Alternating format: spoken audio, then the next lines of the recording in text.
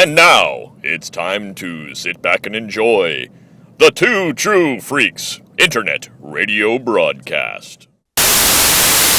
Attention, people of Earth. Do not resist us. All who oppose us shall be annihilated. We command the most powerful army of monsters in the universe. They are sure to defeat your Earth monsters. All those who are hearing this are now under the control of the Earth Destruction Directive.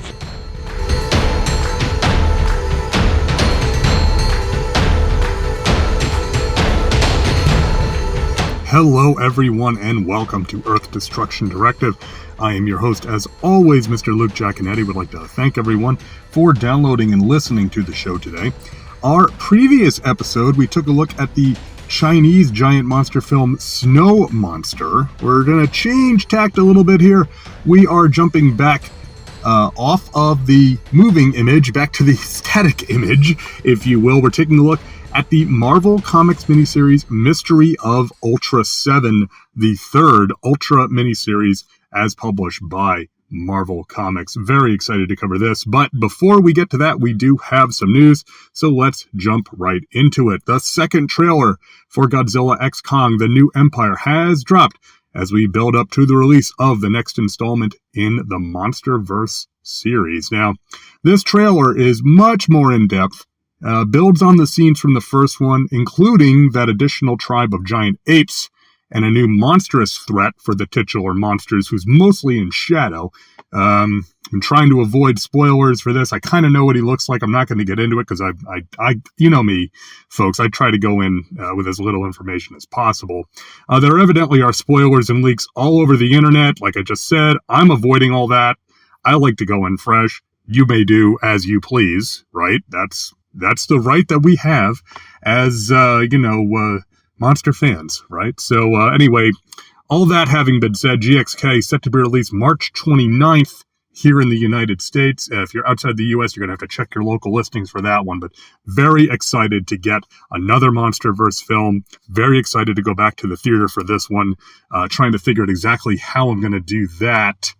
Normally I'd go with my friends. I know some of my friends are going to be traveling around that time, so I got to see who's available. And you know what? My kids love Godzilla vs. Kong so much. Maybe I'll just take the whole family instead of going with my friends. Be a nice change of pace. So we will see on that, but stay tuned.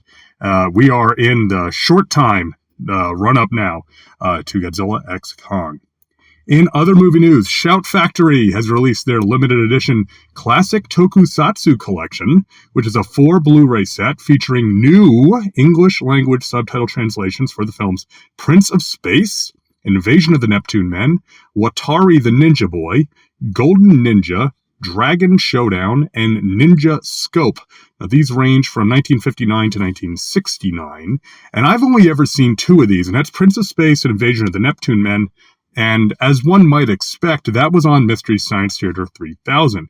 So this should be a treat to get these classic Showa movies. Now, there is some question as to exactly what's included here under the title Prince of Space. That name, Prince of Space, refers to the compilation movie which combined the 2 theatrical Planet Prince films, both of which were only around an hour. But Shout Factory's description suggests it's only the first of those Planet Prince films which is included. So I guess we'll find out on that one. The set is up for order right now on shoutfactory.com. Very eager to get a hold of this because, these films, again, I only know a few of them, and that's only in misty form. So I'm really curious to check these out, especially with the new translations. And finally, in toy news, Titanic Creations has announced her upcoming articulated monster releases, and there are some doozies. Up first will be the 1966 version of Korea's national monster, Yongari. Now, following that, we will get the notorious Pulgasari, the North Korean monster, which we're going to cover that film at some point. Let's just say that's an interesting little movie. Then later on, we will see an articulated version of their original monster, Titanicus, which is one that started it all, as well as a re-release of sorts of their very popular Gorgo figure. All very exciting stuff for toy fans. Titanic Creations does really good work there. Gorgo, by all intents and purposes, has been a very popular release for them, very well received that I've seen figure. For more information, check out their site at titaniccreations.com. And give them, if you like monster toys, check them out. I mean, I have a few of their vinyls. They're very well done. I don't have the articulated Gorgo. Space has really become an issue for me as far as toys and stuff, but the stuff of theirs that I have is really cool, and all the stuff I've seen is really cool.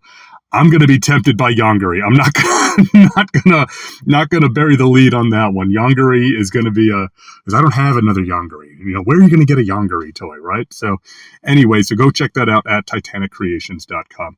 Anyway, that's all the news I have for right now. If you have anything that you think we should talk about here at Earth Destruction Directive, why don't you go ahead and send it in, earthdestructiondirective@yahoo.com, and we'll talk about it here on the show, and I'll even give you a little bit of credit for it. All right. That's what I've got. We're going to take a quick break, and we're going to come back and get right into it with Mystery of Ultra 7 right here on Earth Destruction Directive.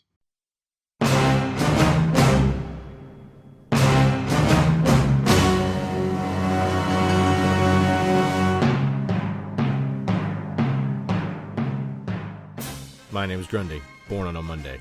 The following recording was taken from an NSA wiretap of a Back to the Bins taping. No names have been changed. Everyone is guilty. Do I need mine, or am I good where I'm at? Well, now you do. If I have mine, you have yours. You might want to yours only if you do have it set to automatically, because you don't want it to automatically, because the thing never works right. Because what'll happen is it'll be used to you at a particular and then if you go out of that, it scrambles to a and it doesn't fast enough. So it's better to just set it up. Oh, okay. It really doesn't work well. So I checked. Right. I checked my my king. It definitely billed me for the hotel for all three of us. Join Back to the Bins every week for goodness. Solomon Grundy hate voiceovers. All right, we are back here on Earth Destruction Directive. Mystery of Ultra 7 number 1 was released on August 17th, 2022 from Marvel Comics. As I said earlier, this is the third such miniseries from Marvel covering the Ultra series, following on after the Rise of Ultraman and Trials of Ultraman. If you take a look in the archives, you can find episodes covering those as well. Our writers are Kyle Higgins and Matt Groom, who collaborated on those two previous Marvel Comics series, and in addition have also worked independently on titles ranging from Boom's Power Rangers books to indie books such as Radiant Black and Supermassive, to DC mainstream superhero books such as Deathstroke and Nightwing. Independently, and together, these guys have touched on a lot of different little corners in the American comic scene. Our artist, primarily for the lead stories anyway. Now, there's a couple of backups, and we'll talk about the artists for those as we go. But our main artist is David Tinto. Now, this is an artist with whom I was not familiar, but from doing some digging, they appear to be best known for their Image series Commanders in Crisis, as well as doing some work on the long-running UK anthology 2000 AD. Normally, when I see a creator associated with 2000 AD, my ears perk up because, in general, I've liked what I've read of 2000 AD. Our colorist is Espen Grundegern, who returns after doing the colors for those two previous Marvel Ultra series. Espen's colored a wide variety of books, varying from Transformers to Soul Calibur to Street Fighter, and even Marvel books such as The Unstoppable Wasp. Our letterer is Ariana Mayer from Virtual Calligraphy, the ubiquitous VC. When you see an American comic, most of the times it says, VC's such and such. That's what they mean by that. Ariana has over 500 credits to her name, including, once again, the two previous Marvel Ultra miniseries. Our editor is Tom Brevoort, whom I mentioned because it seems like he's been at Marvel forever at this point. How long has... I didn't look this up, but how long has Tom Brevoort been on the editorial staff at Marvel? He's like the longest served current Marvel staffer that I can identify at this point. We're not in the bullpen days, right, when you knew the entire editorial staff, but Tom's been there for a long time, so shout out to Tom Brevoort. The main cover to issue 1 is by E.J. Sue. It depicts the titular Ultra 7 tangling with the monster King. A good choice, considering King is among 7's most popular foes. It's a well-done poster image style cover. Does a good job of putting our new hero front and center. I like it. Sue's got a nice, sturdy style that they use. All right, so with all those details, we are going to jump into our synopsis, and it goes something like this. Our story begins on the planet Denbara years ago. A Denbarian trains her countrymen to battle kaiju without relying on the Ultra, but the training is not going well. Concerned that they are not improving fast enough, the Denbarian voices concerns to the Ultra that they are being manipulated to behave in a manner which makes more kaiju. The Ultra thinks that she is right, having seen similar patterns leading to destruction of worlds before. Unfortunately, the Ultra is forbidden to act on mere suspicions, but promises not to forsake the planet. We shift then to the Land of Light, where the Ultra, Delegate 7, confers with his superior. Despite the overwhelming suspicions, without proof, 7 cannot interfere in the Denbarian's plight, only observe. Though his superior feels for 7's position, he cannot advise him otherwise. Back in the present, at the Tokyo HQ of the United Science Patrol, we find Cadet Shin Hayata regaining consciousness in the infirmary after the long-thought-dead Dan Moriboshi absorbed Hayata's connection to his Ultra partner. You might remember this from the very end of the last miniseries, Trials of Ultraman. In his unconsciousness, Hayata has been having vivid dreams of a new Ultra, the flashbacks of 7, which we, the reader, have seen. Specialist Ide surmises that these dreams were memories shared with Hayata when the Ultra energy was siphoned from him by Dan. Director Ichino Tani asks Hayata if he can transform, and when the cadet says he cannot, the director replies that they have no way of dealing with the other Ultra, who is currently battling the kaiju King. Flashing back to Denbara, Hayata has a dream/memory of 7 going into business for himself, discovering a link between Denbara and Earth, as well as the mysterious behavior of Executive Director Morheim in the past. More on that later. 7's superior warns that his actions will bring about punishment, but at the same time wishes his charge a safe return. Back in the present, Hayata awakens again to be confronted by Morheim, who asks if Hayata has learned anything useful regarding what Dan is up to. Hayata blacks out once again and has a vision of Dan's ship crashing into 7's intergalactic travel sphere and tells Morheim that Dan is not up to anything, since Dan Moriboshi is dead. Not much action, but a good start to the titular mystery, even though we still do not know why Dan stole the energy from Hayata, or if it even really was Dan. But, that's why they call it a mystery. One neat Easter egg is that 7's superior is father of Ultra, although he is not named. The flashbacks, they're intriguing. Hayata is in the same place we are as readers, and that both him and us are lacking the context of the scenes that we're seeing, and they're trying to put together their meaning as they play out. So I did like that aspect. Now, my favorite scenes in this issue are the early flashbacks. First, on Denbara, when 7 is talking to the Denbarian, he tells her straight up that even though his own protocols forbid him from taking action, he will not stand by and let them die.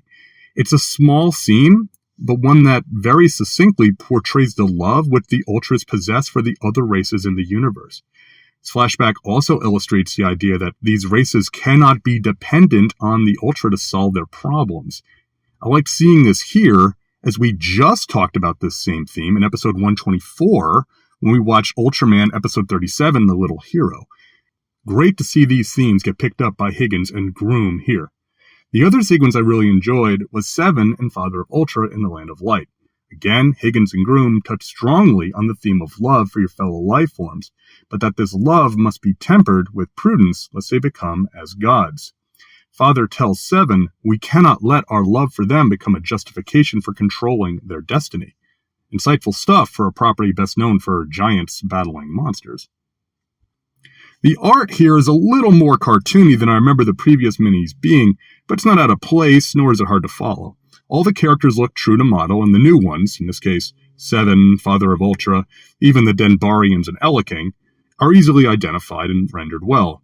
Overall, I thought this made for a strong first installment of the main story, and it made me very eager to grab the next issue. But like I said, we have some backups to address before we get to issue 2, so let's move on to them. Our first backup is From Rise to Fall, Part 2. Our writers are once again Higgins and Groom. Our artist is David Lopez, best known for his work at Marvel on All New Wolverine and Captain Marvel.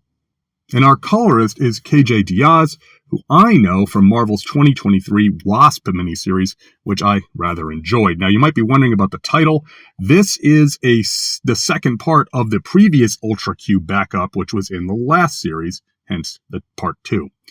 And our synopsis goes like this. On Sado Island in Japan in 1972, USP agent Ichino Tani and director Kato are investigating kaiju activity.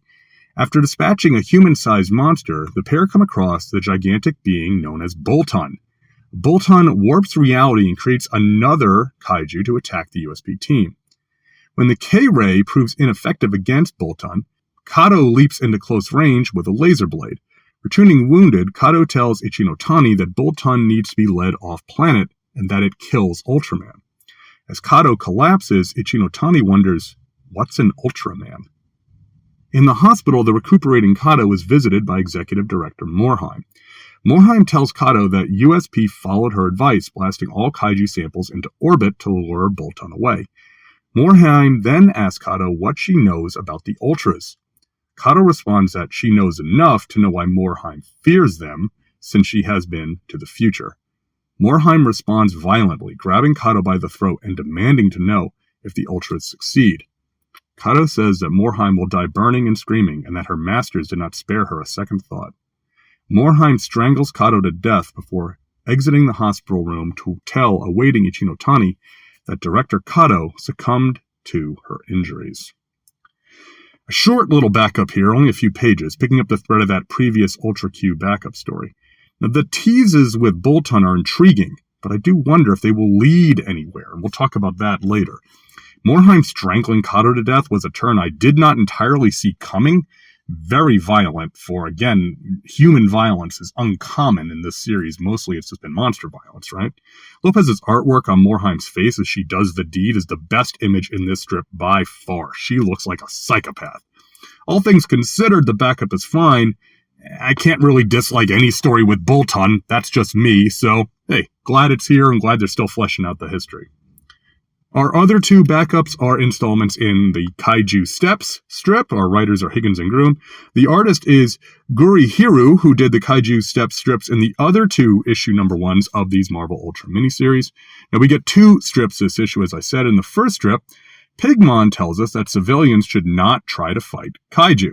Good advice, but it ends up with Cadet Pierre stuck in a limbo dimension with the Dada. Whoops. The second strip, Pigmon advises us that we should not ask Ultraman for his autograph, as he is quite busy. He then cheers up Cadet Pierre by asking for his autograph. I like these little strips and honestly wish that they were in all the issues. I hope we get to see more of them in the future.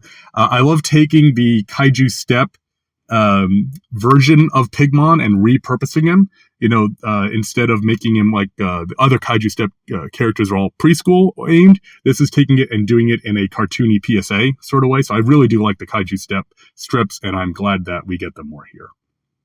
All right, with all the backups out of the way, it's time to go on to our second issue. So Mystery of Ultra 7 was released on September 21st, 2022, and had the same creative team as the first. The cover by E.J. Su has Ultra 7 in a crouched fighting pose, with debris from off-screen Kaiju Eleking and Gyaradoris being tossed at him. It's a suitably weird cover with some nice perspective involving Ultra 7's foot looking very large in the foreground. It's also of note that Su draws 7's skin bunching up like a tokusatsu costume around the hips, which I found amusing, because there's always a question of, is their skin supposed to bunch up like that, or are we just supposed to, gloss over it in our mind? So I thought that was nice. And our story goes like this. At USP HQ, Hayata is ordered under strict observation by Morheim after Ide informs the executive director that no technology exists to simply read Hayata's mind to determine what the Ultras know. Reflecting that he is a prisoner, Fuji reminds Hayata that they did go rogue once before. Hayata then lies to director Ichino Tani, saying he has seen no more of the Ultra's memories. We immediately cut to said memories. In flashback, Hayata sees Seven placed a fatally wounded Dan Moriboshi under his protection from Eleking. Seven explains that he and Dan are now linked, and that they are trapped in kaiju limbo with no means of leaving. Dan says the USP will investigate and find a way, but Seven shows Dan the images of Morheim shooting a blast from her eyes, as we saw in the previous miniseries, and says not to trust the USP. Later, Fuji comes to see Hayata, who passes her a note saying that they need to get out of the USP and trust no one, especially Morheim. Back in the memories, Kaiju Limbo is being shaped by Dan and Seven's personal memories, looking like a mix of their homeworlds. When attacked by the Kaiju Dinosaur Tank, oh yeah, Dinosaur Tank, Seven and Dan work together to vanquish him. Dan is pleased at their teamwork, but Seven is concerned that the appearance of a new Kaiju here in Limbo suggests that more will be coming, and with no way to pass on, they will continue to clash and grow stronger, eventually pushing Limbo beyond its capacity. Back at USP HQ, Fuji gives Hayata a pair of night vision goggles. They make an escape under the cover of a blackout, but run into Morheim, whose eyes flash inhumanly. Fuji is able to disorient Morheim with a flashbang grenade, and they make it to the hangar where they are met by Ide. The trio escape in a jet VTOL as Hayata blacks out once more. In Seven's memories, he is facing the monsters Gomorrah and Skydon, but falls to Gomorrah's super oscillating horn attack. The Ultra is reborn in a flash of light, since in Limbo neither he, nor Dan, nor the Kaiju can truly die. Said Dan and Seven restate their desire to work together to escape. Back in the present, as Seven battles King and Gyaradoris, Hayata, Fuji, and Ide fly over in the jet VTOL. Hayata says they must do something. Fuji asks if he has a plan, and Hayata responds that it's not so much a plan as a leap of faith, and he jumps out of the VTOL. We spend a lot of time in the flashback memories this time out, much more time than in the present. But given that the name of the series is Mystery of Ultra 7, that seems appropriate. And we get Seven laying out the nature of Kaiju Limbo and his suspicions regarding Morheim to Dan in a very word balloon heavy 2-page spread, and from there more of Seven and Dan's challenges in Limbo. And given the nature of Dan and Ultra 7 on the actual show, this sort of interaction is new territory here, more akin to what we would see with different iterations of the Ultra series. The level of conversation between the two specifically reminds me of Haruki and Zet more than anything else, albeit neither character has the same level of naivete as those two. But here is where the decompressed quote-unquote modern comic scene rears its head. Yes, the scenes of Dan and Seven in Limbo are neat. I cannot argue with Dinosaur Tank or Gomorrah. Skydon, but those two, no arguments. But they do not progress in any meaningful way in the course of this issue. Dan even restates his initial dedication to Seven and to getting out of Limbo, which was established several pages earlier.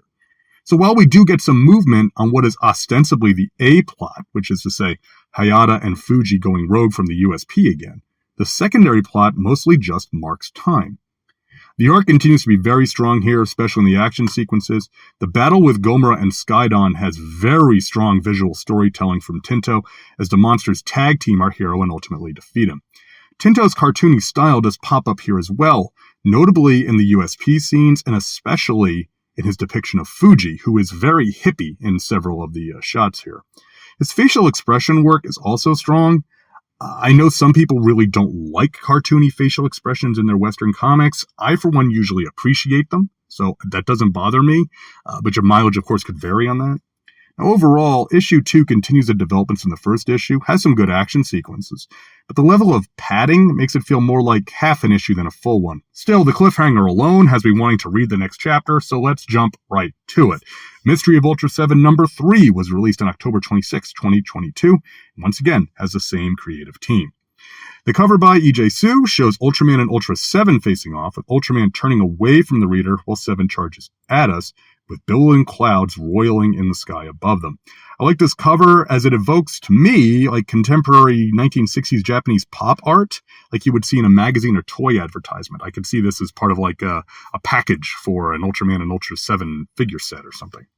So our synopsis goes like this. Picking up immediately where we left off, Hayata falls to the earth, passing right in front of Ultra 7 and crashing into the ground at the giant's foot. This act force siphons from Ultra energy from 7 and into Hayata, similar to what Dan had done to Hayata previously, and Ultraman rises once more. 7 immediately attacks Ultraman, confusing both Hayata and Ultraman. Ultraman suggests that they try to use their new connection to sense his brother's feelings. Hayata senses that Seven cannot differentiate the past and the present, so engrossing are the memories of violence and trauma he is experiencing. Ultraman warns Hayata that if Seven is unable to fight with them, then they will have much work to do. We shift to Kato Tower, where we were introduced to Katsuchiro Kato in the previous series.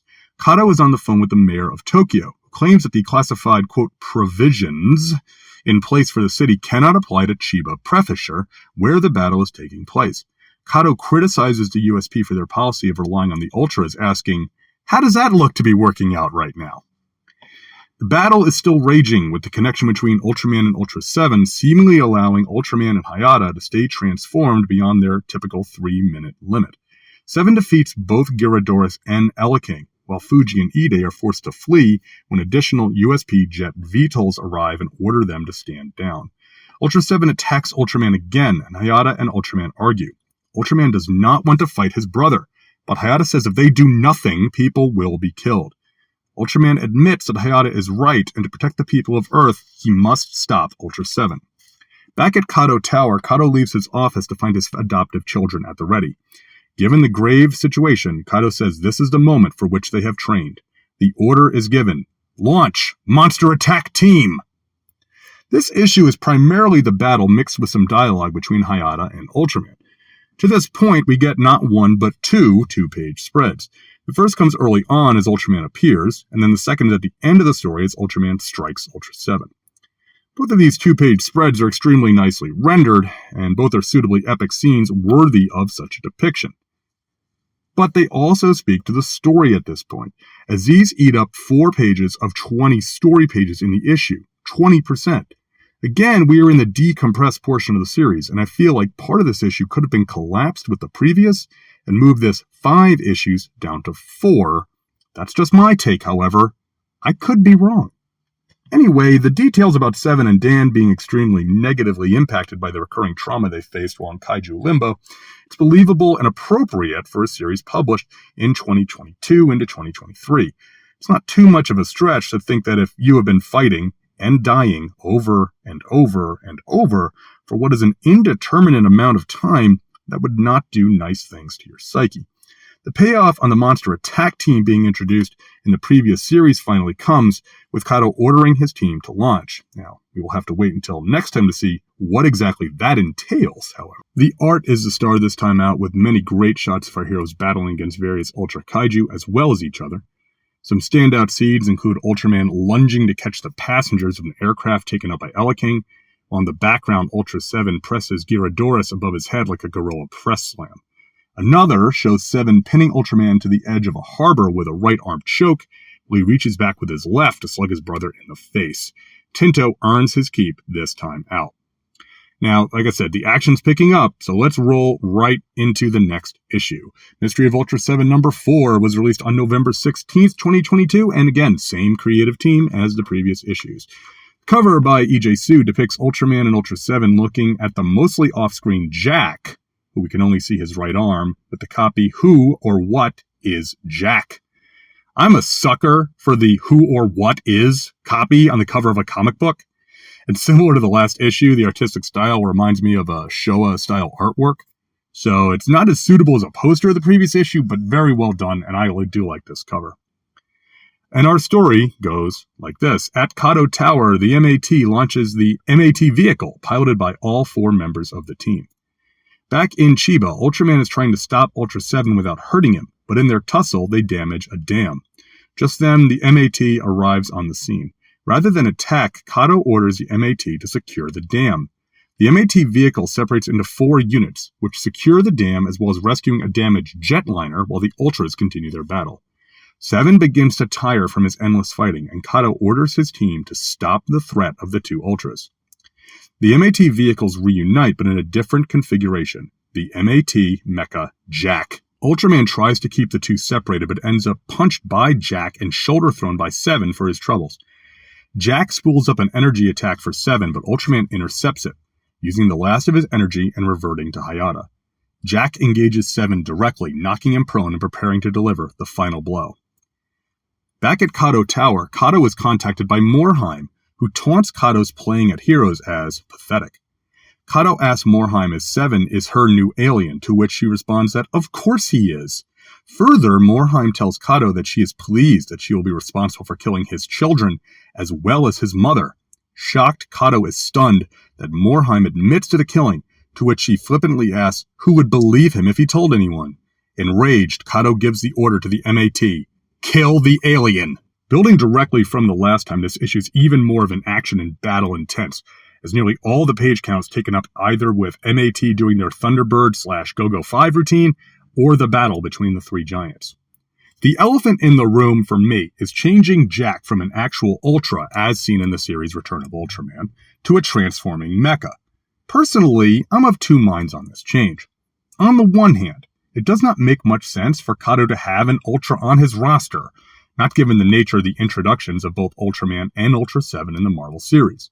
The use of advanced technology is not only in line with what we've seen for the USP, as well as Kato's group, but in the Kyodai hero genre, and even in a broader tokusatsu context, battling monsters with super technology is a familiar and welcome generic element. Now, on the other hand, though, part of this all seems incredibly cliche. On a regular basis, I would estimate at least several times a year, I get either asked if, or outright told that, Ultraman is a giant robot. I think for Western viewers, the idea of a giant robo is such a traditional Japanese concept that the assumption is simply that any giant character fighting monsters is a robot. Power Rangers, of course, plays a big role in this, but even before that, import anime like Gigantor, Voltron, or the Force 5 helped establish this long-standing pop culture language of the giant robo from Japan here in the United States. Even the Powerpuff Girls, a favorite of mine from my college days, had the girls pilot a giant mecha named Powerpuff Dynamo, who was clearly inspired by Ultraman. Silver skin, solid yellow eyes, and a blade on its head, not entirely unlike Seven's Eye Slugger. And of course, Ultraman has fought beside mecha before. This was a major theme in Ultraman Z. So bottom line, I can't have too much of a beef with this choice, as it does allow for another hero to join the fray. Now, as to why Jack is silver and red, and the exact size of both Ultraman and Ultra 7, I think I'll just leave those elements aside for the time being, okay? Morheim admitting to killing Kato's mother, as we saw in the backup in issue 1, I should say, it's intriguing. She seems to be playing a long game, the end goal of which is not seen in this miniseries. Spoiler alert. Hopefully we will get more of this story. I'll talk about that more after issue 5. Once again, the art is superb here. The depiction of Jack as a mecha is well done and looks realistically like it could have been produced from the 4 individual vehicles. Of note is that the merged MAT vehicle resembles the MAT Aero 2 from Return of Ultraman, but the individual vehicles are original designs, not referenced to any of the other MAT vehicles. The sequence where MAT saves the dam and the jetliner is my favorite scene in this issue. As I mentioned above, it has a strong Thunderbirds vibe, which is not a complaint. I am a sucker for the rescue team motif and was glad it was used here. And as we are up to the final issue, let's not dawdle, let's get right into it. Mystery of Ultra 7 number 5 was released on January 4th, 2023, and once again has the same creative team. The cover by E.J. Su depicts Ultraman and Ultra 7 double-teaming King, punching the Ultra Kaiju in the face, causing his head to snap back towards the Rainer.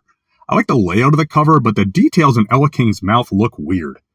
I can't put my finger on it. There's something off-putting about that big yellow grill of King on the face with no eyes when it's upside down. Cool cover, makes me do a double take. Anyway, our story goes like this. Jack has 7 dead to rights, but the Ultra leg sweeps the mecha, and the battle is back on. Hayata contacts Fuji, who along with Ide are at Kato Tower to try to resolve this without bloodshed. Kato thinks the USP agents are there to capture him, but Fuji explains they are not with USP anymore, and that Director Morheim fears the new alien. Fuji adds that she doesn't think the new alien has any ill will towards humanity, and that he does not deserve to die. Kato orders MAT to disengage, which they do. This opens Hayata a chance to drain all of 7's energy.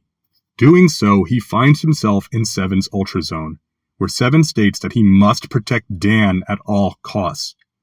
Hayata reaches out, saying that he understands the trauma and the pain, and that he and 7 can be brothers as well. Through this act of compassion, Seven transforms back into Dan Moriboshi. Hayata, Dan, Fuji, Ide, Kato, and the MAT all assemble at MAT's beta site, hidden inside of a mountain. While the teams compare notes, Dan awakens and apologizes to Hayata. Rather than explain what happened, Dan shares his memories directly with Hayata. In Kaiju Limbo, Seven explains to Dan that he is fading away, as his ultra physiology needs the energy of the stars to survive. Seven describes it as a sort of hibernation, saying that he and Dan are bonded, and that if Dan can escape Limbo, he may be able to rise again. Disappearing in a flash of light, Dan is left on his own in a world of rampaging kaiju. Dan dies over and over again, thousands of times, only to be reborn each time thanks to the nature of the Kaiju Limbo. Dan finally sees Ultraman and Fuji flying through Limbo, as we saw in the first miniseries, but they do not hear his call for help. Finally, as Ultraman tears apart the walls of Limbo, when he destroyed the Kaiju Vault, Dan finds himself back on Earth, as we saw at the end of that first miniseries. Dan tells Hayata that he did not intend to steal all of his Ultra energy, but once he started, what was left of Seven's personality took over, and that Seven was clearly not ready to be restored.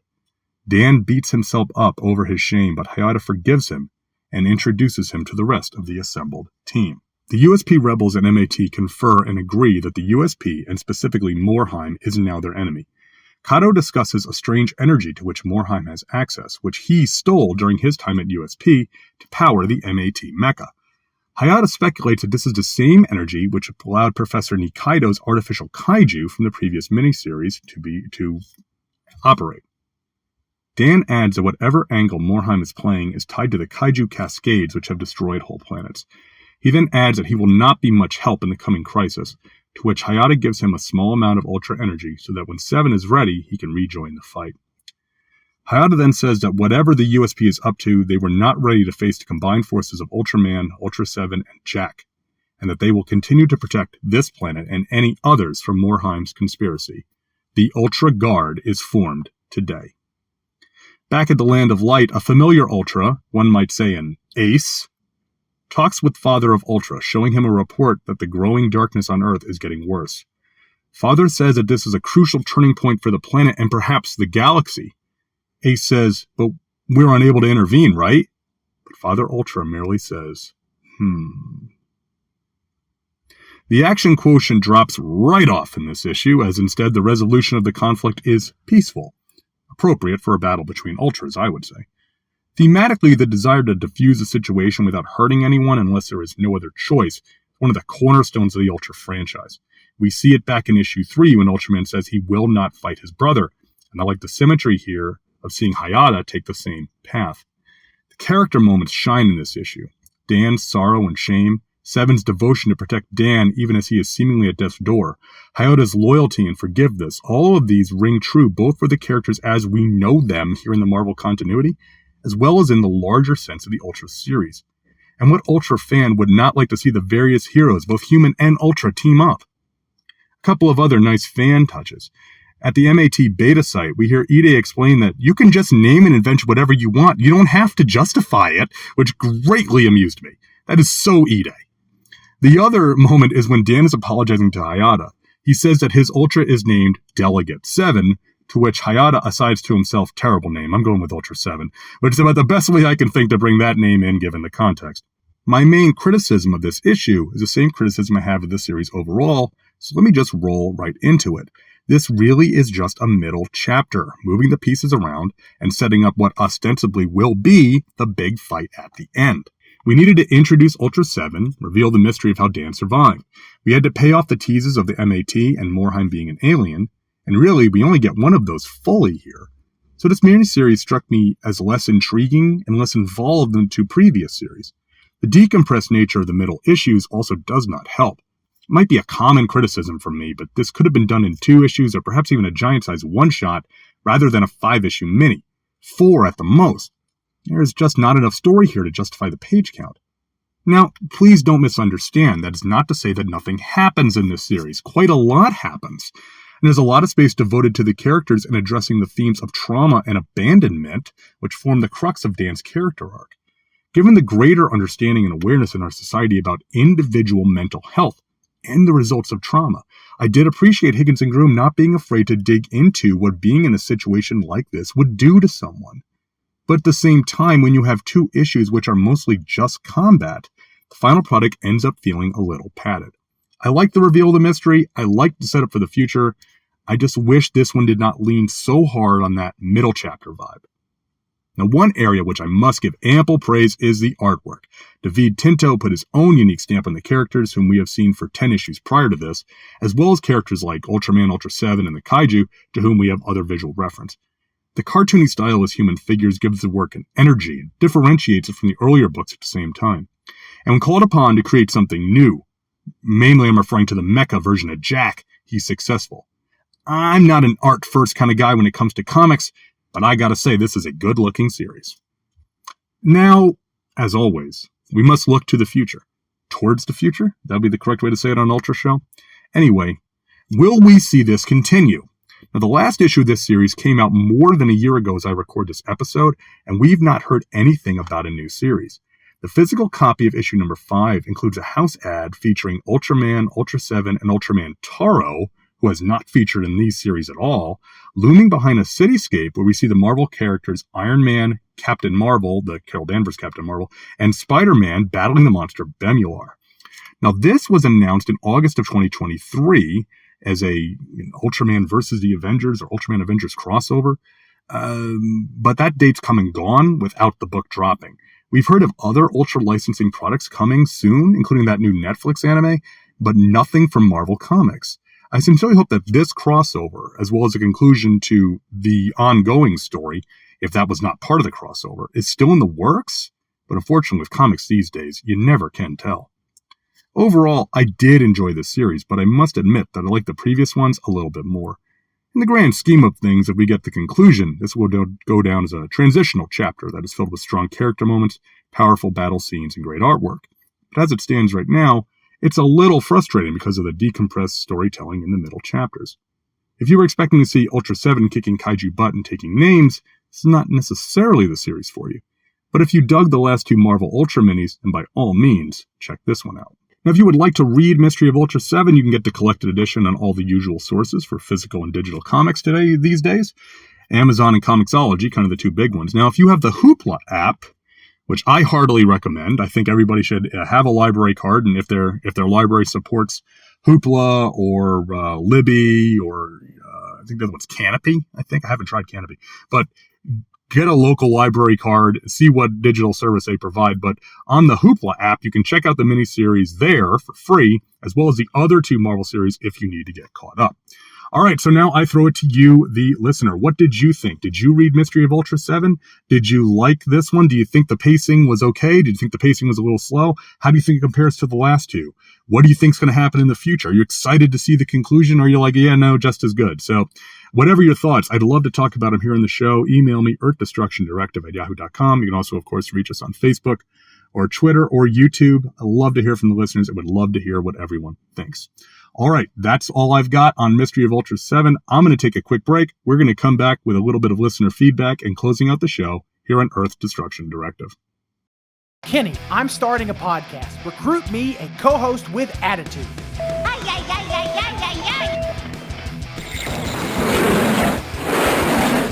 What the heck? I thought we put that teleporter in storage. Michael? Next time you want me on Kaiju Weekly, tell Jimmy to... Drop the act, Nathan. This is not the Monster Island Film Vault. Okay, fine. But what's going on? I'm having you join me on The Power Trip, a journey through the Power Rangers franchise. It's a podcast version of the article series I'm writing for Kaiju Ramen Magazine. Oh, interesting. We'll spend a year analyzing the Power Rangers franchise, dedicating an episode to each season and movie. Ah, I see. So we'll be doing an overview and talking about them in broad strokes. Exactly. We'll discuss Ranger teams, the villains, the theme songs, and so much more. Can we give out fun awards for stuff like the best fight scene and the craziest moments like I do on Henshin Men? You bet. More phenomenal! When do we start? We drop episodes every 2 weeks starting Tuesday, January 4th, 2022. You know what that means, Michael. It's Morphin' Time.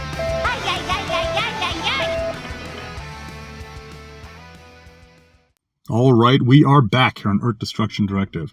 And I hold in my hand a little bit of listener feedback. If you would like to get in touch with the show, you can email us at earthdestructiondirective@yahoo.com. You can also reach out to us on Facebook or Twitter or the YouTube or on our Discord server.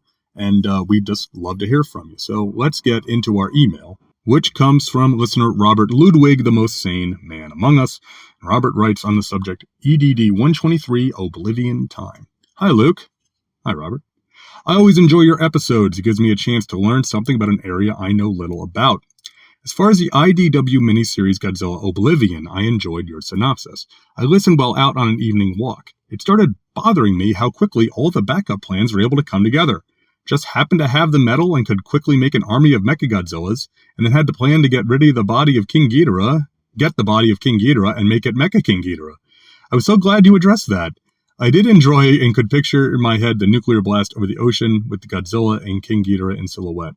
I need to go find that picture when I am done writing this. Well, yeah, that was a major thing. It was how quickly things seemed to just unfold in that series, right? It does seem admittedly in a series about interdimensional portals and giant monsters, that was what was pushing credibility for me. So what does that tell you, right?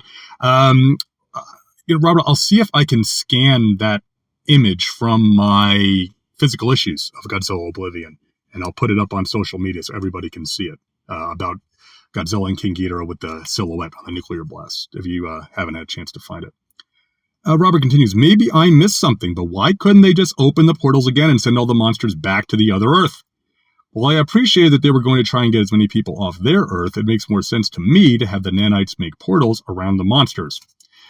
Yeah, that could have been a solution. I mean, that's kind of nihilistic, isn't it? Just sending them back, but it's like at the same time, it's like their world was already destroyed, right? We didn't ask them to come over here. See, these are questions that weren't asked in the series, Robert, so I'm glad you're asking them because, the series didn't bring them up.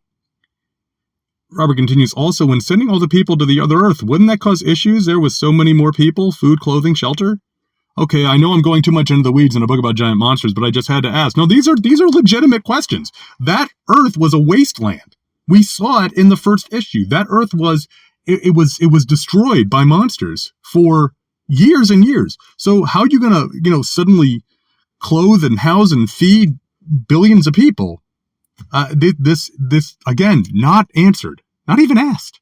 So again, we're thinking on the same wavelength here, Robert. Absolutely. So don't ever worry about overthinking a comic. That's like the American comic book fan stock in trade, right? Overthinking comics. Like, what is that? The book is called Understanding Comics. Maybe my book should be called Overthinking Comics, right? I think we'd get some traction on that. Look for the Kickstarter next year. I'm kidding. There's no Kickstarter. We're not. No.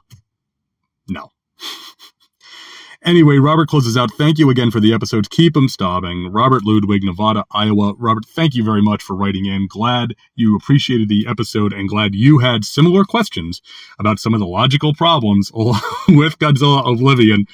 These IDW comics, they published just so many of them that they are kind of all over the map a little bit when it comes to the story. So they're always fun to visit here on the show because it's been a while since I've read any of the older minis. So sometimes I remember them. A great example, Half Century War. I remember James Stokoe's Half Century War fairly vividly. There's a lot of great stuff in that. Like Oblivion, I remembered the basic story, but not the details, so it was great to revisit it. It was almost like reading it again for the first time sort of situation. So thank you very much for writing in, Robert, again. If anyone would like to write an email to the show, earthdestructiondirective@yahoo.com. Social media, feedback, thumbs up, likes, reshares, reblogs, reposts, all that good stuff. For the last episode came from my brother, Jason Giaconetti, John Vanover, Derek WC from the Fanholes podcast, Mr. Lomax, the aforementioned Robert Ludwig, the most sane man among us, Chris Mounts, Gene, the podcasting machine Hendrix from Two True Freaks, Brian Severe, Billy D from the Magazines and Monsters podcast, John M. Wilson, Professor Allen from the Relatively Geeky Podcast Network, Entertain This, Nathan Marchand and Jimmy from NASA, together they are the Monster Island Film Vault, Crystal Lady Jessica, the Power Trip Podcast, which just wrapped up, I believe. So hats off to the Power Trip Podcast. Great job, guys. Finishing something you start is always commendable. Good job. And also the Henshin Men podcast, Two True Freaks themselves, and BroRad. Thank you very much for all that social media love. I say it every single time. A podcast like this is a labor of love. We do it because we enjoy doing it, and seeing that feedback not only helps boost the profile of the show, again, whether it's Earth Destruction Directive or any other podcast you listen to, that like, that share, that repost, whatever, if that helps the show get out there to just one more listener, it is appreciated. And just showing that appreciation, that you appreciate the show enough and like the show enough and dig the content enough to take the time to do something with it on social media is very much appreciated and always welcome. Thank you very much for all of that. Also at this time, like to say that Earth Destruction Directive is for everyone. If you are interested in giant monsters, you can be a part of this show to the level that you feel comfortable. If you want to just lark, if you want to comment, if you want to send me email, any of that stuff. We're not a gatekeeping show. We're a show for the people. You know, everybody starts somewhere when it comes to giant monsters. Don't feel like that, oh, I don't want to go, you know, and listen to those nerds or whatever. They're going to think I'm fake or whatever. It doesn't matter. Everybody starts somewhere, right? And maybe you're excited about, you know, Godzilla X Kong, right? And you're getting caught up on the MonsterVerse. Maybe, you know, maybe you saw Godzilla -1 because somebody took you to see -1 and you had your mind blown in the theater. And now you're dipping your toe into the wider world of Daikaiju. You're welcome here. Everybody's welcome. All are welcome on Earth Destruction Directive. All right. Next time. What are we covering next time? So we're going to be changing tact a little bit. We did a movie and then we did a comic book. Well, now we're doing a video game. So very specifically, we're going to be talking about the Godzilla the Series Monster Wars video game for the Game Boy Color. You might recall a number of years ago, we did Godzilla the Series, which was a black Game Boy cartridge, and those can be played on either Game Boy Color or the old school Game Boy. Well, this is a Game Boy Color exclusive sequel called Godzilla the Series Monster Wars. Picked this up a couple of years back. Very eager to dig into this. I know the Monster Wars story on the Godzilla the Series show is very well regarded. Eager to play this game. You know, I figured we did an episode with Zilla, with Gino last year for his 25th anniversary. It's only appropriate that we give Zilla Jr. a shout out here the year after, right? So in addition, I'm going to bet we're probably going to have at least one episode talking about Godzilla X Kong, just given the time of when this episode is dropping. So keep your eyes and ears, I guess, open for that on the feed, hoping to get something up for that. I always try to do something when we get a big major Daikaiju release like this, so I'm going to do the same here. So other than that, that's all I've got. Thank you everyone for listening. Hope you enjoyed us talking about Mystery of Ultra 7. Hope you will come back next time for Godzilla the Series Monster Wars on the Game Boy Color. And I hope everybody gets an opportunity to go see Godzilla X Kong. I hope everybody enjoys Godzilla X Kong. I just hope everybody has a good time. I mean, that's me, right? I'm the guy. I got told once I like everything. It's like, well, maybe I only talk about the things I like. You ever think about that? You know, it's a novel concept here on the internet. Anyway, I'm rambling. So thank you everyone for downloading and listening. Please come back next time for Godzilla the Series Monster Wars. And until then, keep 'em stomping. This has been Earth Destruction Directive, a Daikaiju podcast, produced and created by me, Luke Giaconetti, as part of the Two True Freaks Internet Radio Network, available at twotruefreaks.com. This is a fan work celebrating the history and culture of Japanese giant monsters. All movies, TV shows, comic books, characters, and other intellectual property is copyright their respective copyright holders, and no infringement is intended or implied. If you would like to send an email to the show, you can email me at earthdestructiondirective@yahoo.com. I try to respond to all emails, and if you send in some comments, I will read them on the show. All episodes of Earth Destruction Directive can be found at twotruefreaks.com. You can also find the show on your favorite podcatcher. Just search for Earth Destruction Directive. You can even leave a review on your podcatcher of choice if you'd like. You can find me on Facebook. Just search for first name Luke, last name EDD. You can also get in touch with me on Twitter. Just search for the handle @LJacone. That's LJACONE. The theme song for this podcast is Future Gladiator by Kevin MacLeod, downloaded from Incompetech.com, licensed under Creative Commons by Attribution 4.0 license. Thanks for listening, and be sure to come back next time for more city-stomping fun here on Earth Destruction Directive.